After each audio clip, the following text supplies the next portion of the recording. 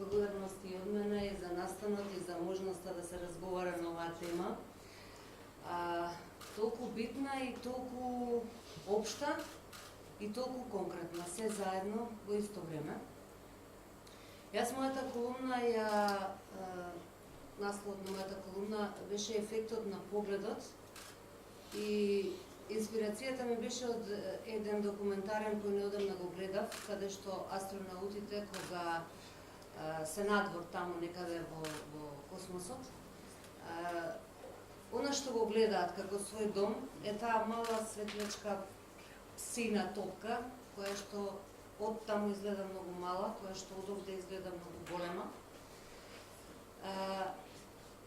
И всушност, она што ме се наметна беше дека колку ли време ќе треба, ако требаше многу време за проблемите со екологијата, да сватиме дека ја уништуваат целата земја одеднаш, а не само ова парче каде што ќе го фрлиме отпадот или не знам кој парче, колку ли време ќе ни треба и колку кампањи ќе ни треба да сватиме дека национализмот исто така ја уништува земјата, не само нашата, туку земјата, она светлечка сина топка.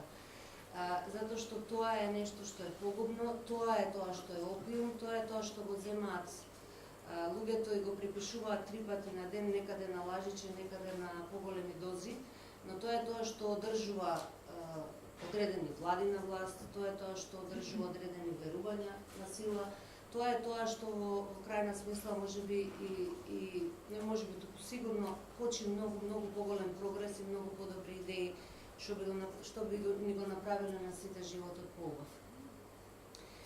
Сега добро да се спуштиме од сината точка, нели? Она што ми остави впечаток беше примерот за Брекзит кој што го истакна Кржаловски.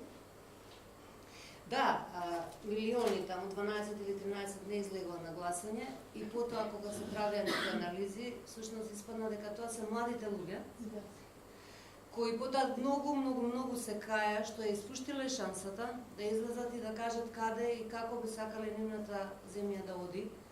Потоа кажуваа дека би сакале Британија да остане во Европската Унија, да ги споделуваат тие вредности и натаму да може да ја одржуваат мобилноста и да живеат онака како што тие сакаат, не како што во иднина владата на нивната држава ќе им одредува. Но веќе беше доцна.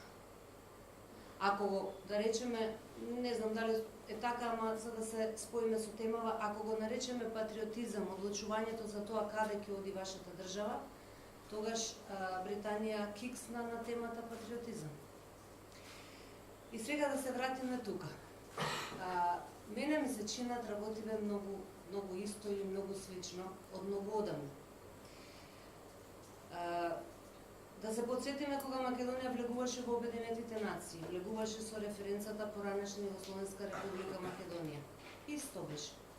Имаше предавници кои сакаат да ја внесат државата со привремено име, сакаат да го уништат јазикот, националноста, името, знамето и така натаму се поред. И имаше друга група патриоти кои тоа многу силно го напаѓа, велејќи дека тоа не е иднината за Македонија, тоа треба да се прекине, ќе биде дочекана на нож.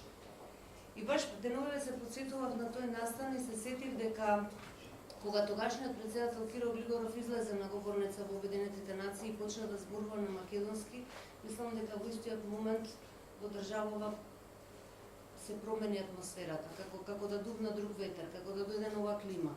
Луѓе додеднаш си рекоа, па добро, чекате, се зборува македонски од говорницата на Обединети нации. Втор пример.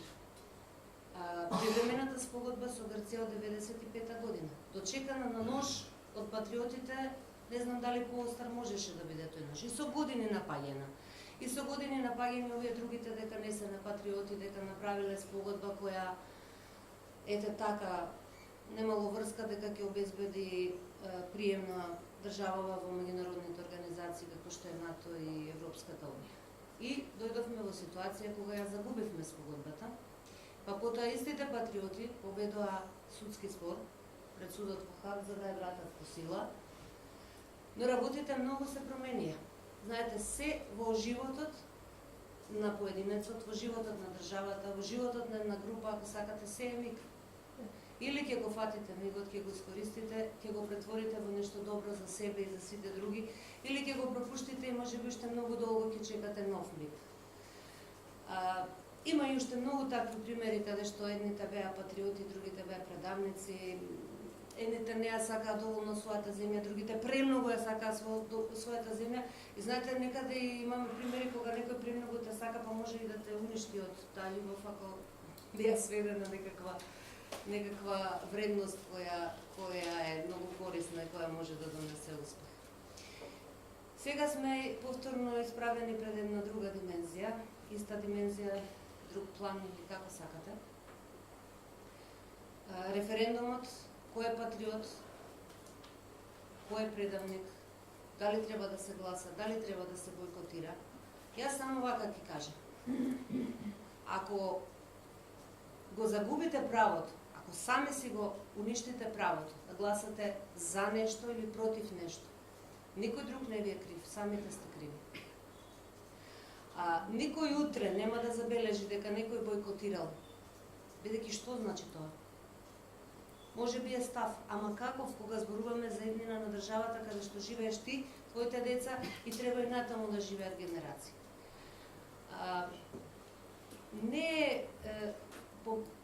Јас сепак би се задржала на една друга димензија. Не е патриотизам дали ќе бойкотираш. Не е патриотизам дали имаш став. Конечно, во една држава демократска патриотизам може да биде и да запалиш знамето на државата. Ама што со тоа? Во овој случај треба навистина луѓето да сите ние да се преиспитаме, да се запрашаме дали треба да ја пропуштиме шансата како младите во Брекзит, во Британија за Брекзит, или треба сериозно да му пристапиме на ова прашање, да излеземе и да си го кажеме нашиот став. Не би спорила натаму со темата бойкотирам, но навистина сметам дека во одредени моменти на државата и се потребни луѓе кои сериозно, силно и јасно можат да кажат да или не. И ако се вратиме на темата патриотизам да, национализам не, јас мислам дека кокошката и јајцето што е постаро. Тенка е линијата што ги спојува, тенка е линијата на реакциите кои што можеш да ги оцениш како патриотизам и оние другите што се чист национализам. И она што најмногу ми пречи е што се уште луѓе во оваа држава, бизнисмени, политичари, секакви, сметаат дека имаат право да управуваат со младите луѓе. Сметаат дека имаат право да ги поттикнуваат на насилство, да ги поттикнуваат на работи кои што никако ништо добро не носат никому, а камоли на државата. Јас тука би застанала и би се заблагодарила уште еднаш и на вас што ме слушавте и на уште идеја за ова. Ако има идеја за дебата, јас би чествувала.